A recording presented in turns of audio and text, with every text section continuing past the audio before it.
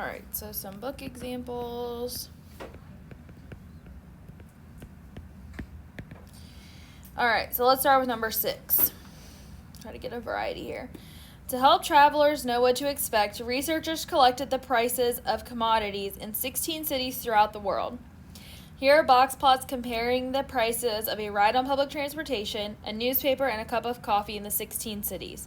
All are in US dollars, not that really particularly matters in this case, but on average, which commodity is the most expensive? Okay, coffee.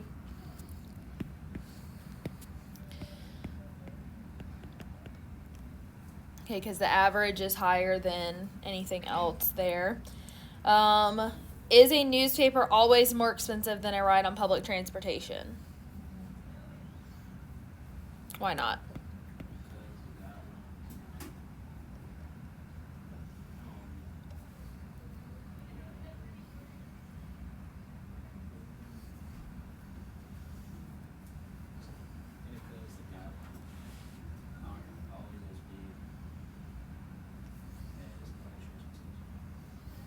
Yeah, so not necessarily that it's always more expensive.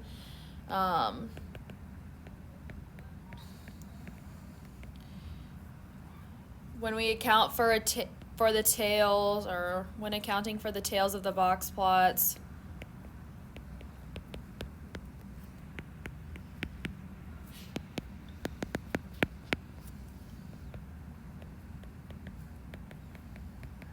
there's some overlap. Because with our Q1, our Q1 is pretty much above the Q3, but the tail overlaps a little bit. All right, so before we do part C, those dots that you see above it are how they're representing the outliers that are colored in. So like I said, sometimes they'll use dots, sometimes they'll use stars, sometimes they use a combination of both, and it's just kind of weird. Of like some of them they're like trying to guarantee to you that they're outliers, and some of them it's like, well, they could be, but I don't know, they're weird sometimes. I'm like, just use one and stick with it, but whatever. So does the presence of outliers affect your conclusions in A or B?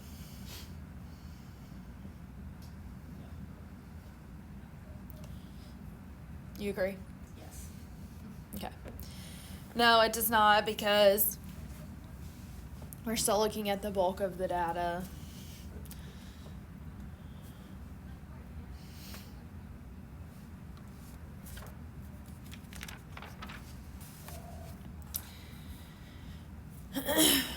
All right. Let's look at another example here.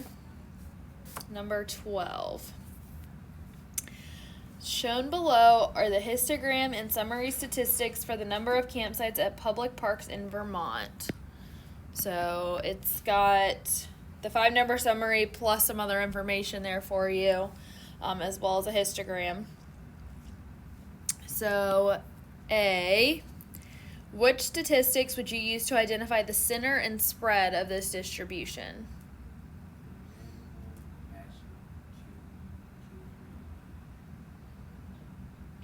So where would your center be?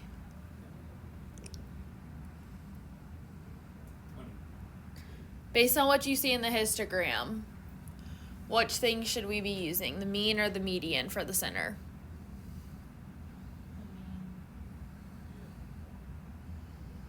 So is it symmetric? No. So since it's skewed to the right, okay, because that's where the big part of the tail is. Okay, yes, there's a lot of gaps, but because it's skewed off to the right, we want to use median. So then what does that mean I'm using for the spread? Am I using standard deviation or am I using IQR?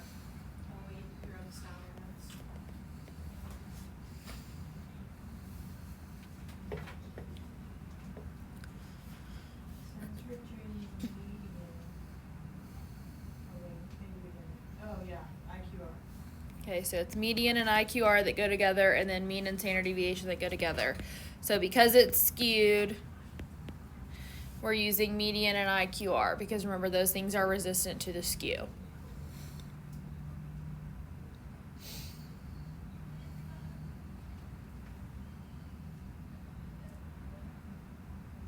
Now again, the gaps don't mean that I couldn't have used mean, but because there's more data on the right side of the big part of the graph, that's why it's skewed. Let's see, part B. How many parks would you classify as outliers?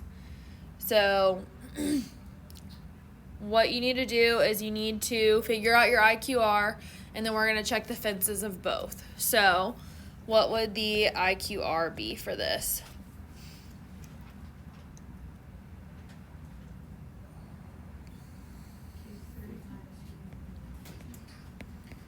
Yep.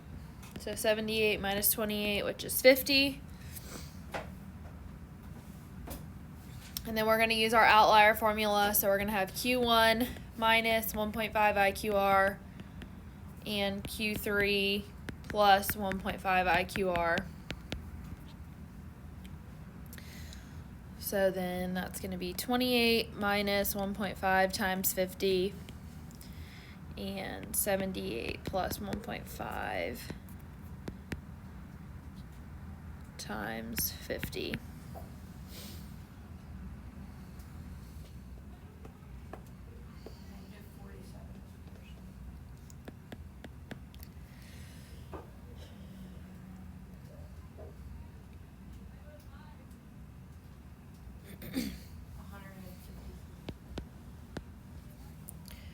So, based on that, how many parks would you classify as outliers?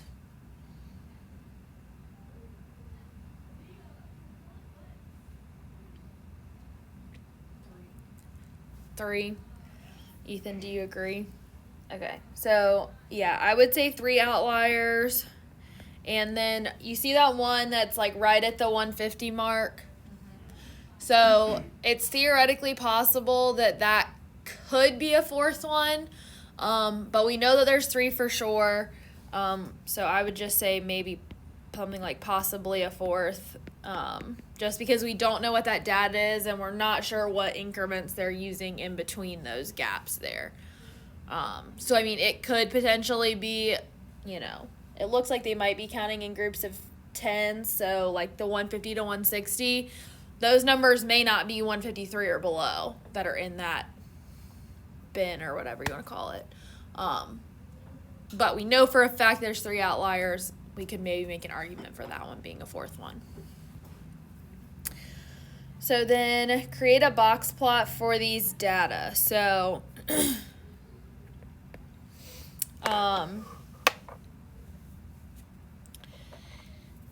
what we're doing is we're going to create this box plot for the number of sites per park. So I'm going to just draw a big line here. We still want to kind of have labels on it so that people know what we're talking about.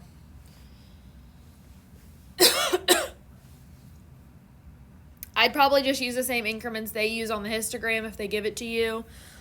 So they did increments of 50 up to 300.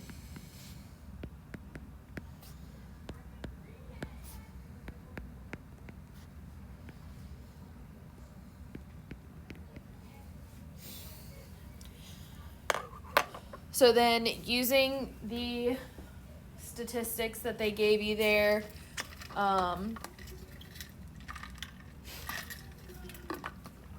going to mark down what our min value is, our max value is outside the fences, okay? But because we're not given what the data is, we're going to use our upper fence as our max value when we draw our box plot, okay? So this is the one case where you do use the fences for doing your min and max. So your min value is at 0, so we can draw our first thing there. Q1 is at 28. So I can connect those. My median is at 43.5.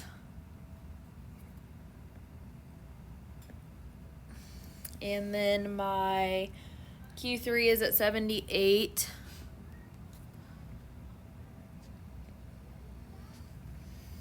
Okay, so then my max is bigger than my upper fence, so I'm going to use my upper fence value here as my max just in this case. Okay, if we had actually been given the data set and we found the 5-number summary, we would put the next closest number to the fence that's inside of it. Okay, and then depending on if you want to count that fourth one as an outlier, we'll just make an assumption that it's not an outlier in this case. We're going to draw in where our other outliers are, so a little before 200.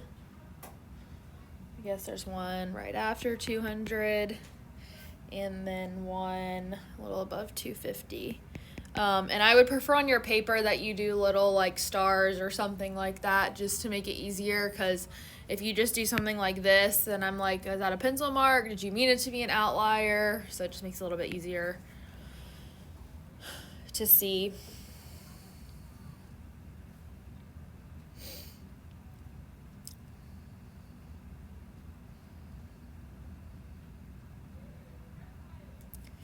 And then the last part says to write a few sentences describing the distribution. I don't necessarily think that you need to write a few sentences to describe it. I think just talking about how it's skewed to the right, there's probably like about 3, maybe 4 outliers. And that honestly is sufficient enough to answer what they want you to have. So I would just say something about skewed right. Okay, and from your picture, you can tell this. Let's say they didn't give you the histogram and you just had to draw your box and whisker plot. You can tell that it's skewed to the right because the tail on your right is significantly longer than where your main data is on like the left side. So skewed right, and we have 3, maybe 4 outliers.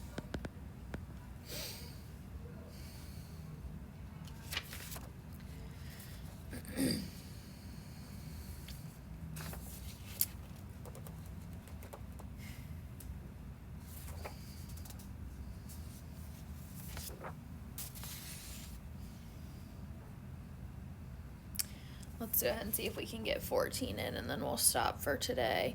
Also, just really quick, so I don't forget to tell you, but your calculator can draw a box and whisker plot for you. I don't remember, you get to it the same way you get to the histogram. I don't remember if it will put outliers up there for you or not. So if you do choose to go the calculator route of drawing them, just make sure you pay attention to if you have outliers or not. All right, so 14, we have our last one for today. So they give you 2 histograms here. It says the National Vital Statistics Report indicated that nearly 300,000 Black Americans died in 2003 compared with just over 2 million white Americans. Here are histograms displaying the distributions of their ages at death. So we have both of those there. Describe the overall shapes of these distributions. So what, how would you describe those?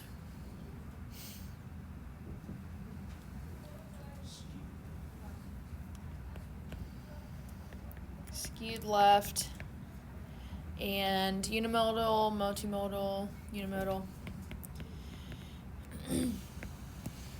Okay, if they were different or they looked different, just make sure you specify which one you're talking about. But since they're both that, you don't have to be like super specific. How do the distributions differ? Like, what do you see as like a big difference when you're looking at the ages in deaths? 0 to 4 years is higher in Black people. And then 85 years or older in white is about even to 75 than it is.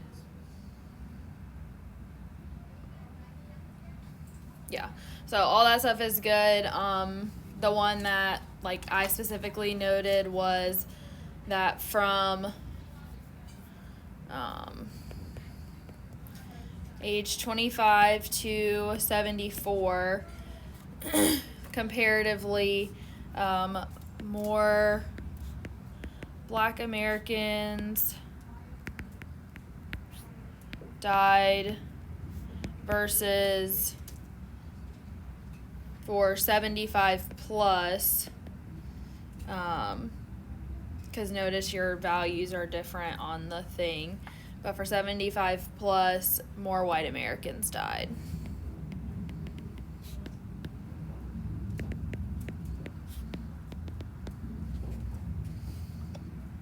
Okay, commenting about like 0 to 4 and all of that is also good to have that as well. The more specific you are, the better, but that's kind of the big one that I noticed there. All right, and then the last thing for that one, look carefully at the bar definitions. Where do these plots violate the rules for statistical graphs? The percent doesn't go all the way to 100. Or does that not matter? That's not as big of a deal with these, because you want the graph to be as big as possible. So where like the bulk of your data is, you just need to be a little bit bigger than that. So that part's not that big of a deal. But what's missing from the left side of those graphs? Same. Okay, there's no label on the left.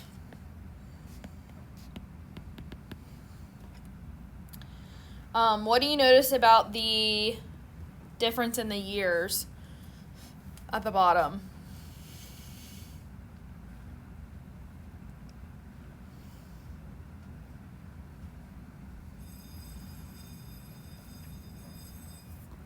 They're not like even. Like, Yeah. Like, I don't know. Yeah, the span of years is not constant. So if you're going to draw a histogram, they all need to be the same. So they should have done like 0 to 10, 10 to 20, but instead they have stuff like 0 to 4 years. They had something like 5 to 14 years. If they had all been something like that, that would have been fine, but they weren't. And then the last one is they have 85 plus years. So that could be a huge span of years. And so when we do something like a histogram, we want them to all be the same. But anyways, we'll pick up the rest of those tomorrow.